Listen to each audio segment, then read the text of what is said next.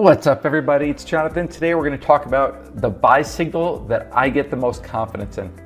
And the buy signal that I get the most confidence in, we don't see it too often. But when we do, how about I stop talking and I just show you the back-tested results of all these green arrows. So if I just pull up a plain chart of the S&P futures and we pull up the VIX tool backtester. If I scroll down, backtest trade size, we'll do it as a one lot because it's S&P futures. After, we can do this with the SPY as well. With the SPY, we would do it as 100 shares.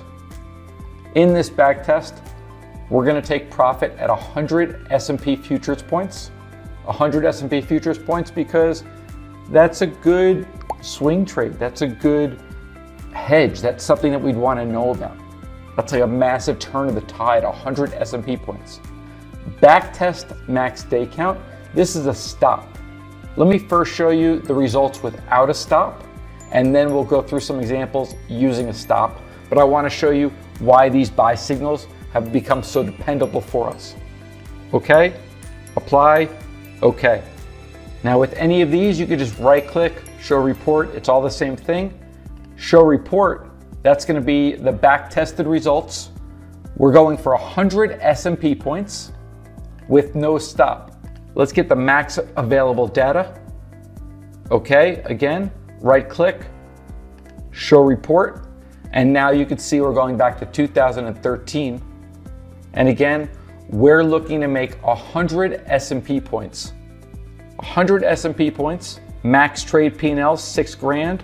Our total P&L, 81,000, total orders, 15. But here's the really neat thing, trade P&L, look how consistent.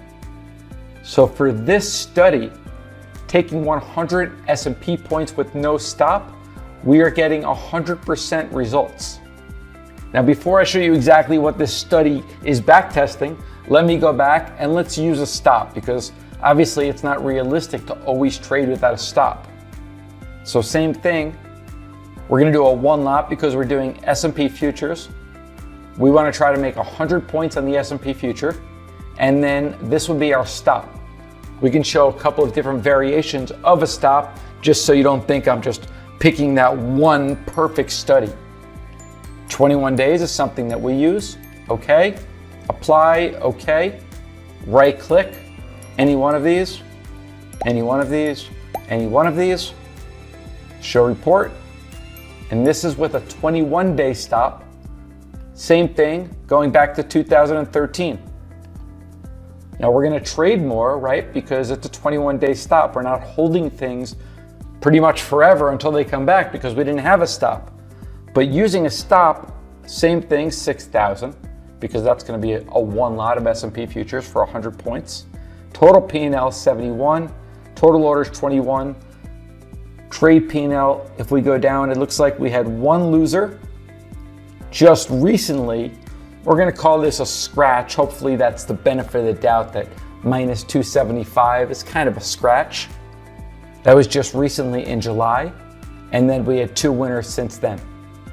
For my skeptics out there, I know you were looking at that 21-day stop. We can use any stop. You want to use 40, 60, 35. Okay, apply, okay. What I want to show you is it's just reliable. This is one buy signal that we don't mess around with. So let's see what this is. Okay, pretty much the same thing as a 21-day stop. It looked like we had a bigger loser here. We had a full max out here, 2015. But nevertheless, I mean, I don't know about you, but that's a buy signal that I'd make some money off of. So now, let me show you exactly how we get this buy signal. Now this is our VIX trading system. It studies VIX Term Structure. VIX Term Structure is going to be, instead of just looking at the VIX as 30 days of volatility as a study, we want to look at the 9-day VIX. We want to look at the 30-day measure of volatility. We want to look at the 90-day. We want to look at the relative difference between 9 days, 30 days, 90 days, 1 full year. That's what VIX Term Structure is. So for somebody who comes with a bond trading background, we trade bonds looking at 2-year, 5-year, 10-year, 20-year, 30-year, and we trade it like a curve. We trade the yield curve. Well, VIX Term Structure is looking at it just like a curve as well. Oil also trades in a curve. It trades out 3 or 4 years. I think this is best understood if we go back to the pandemic. The beginning of the pandemic, this right here is going to be the 1 year. This white line is going to be the 90-day, the 30-day, and this is the 9-day. The 9-day during calm times should always be lower than the 1 year because you know what's going to happen in the next 9 days pretty much. All of a sudden when the pandemic hit, the short-term vol spiked way quicker than that longer-term vol. This study analyzes that movement, and then with our built-in parameters that we set, we have buy signals that pop up.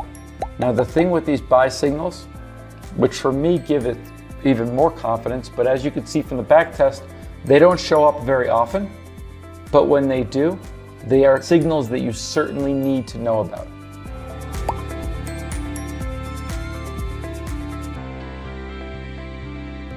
Warning, be careful folks.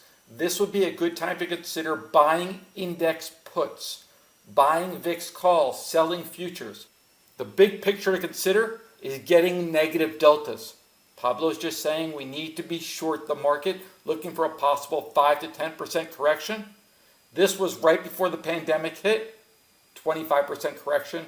Right after that, the VIX tool is what allowed Chris here to get flat his 401k.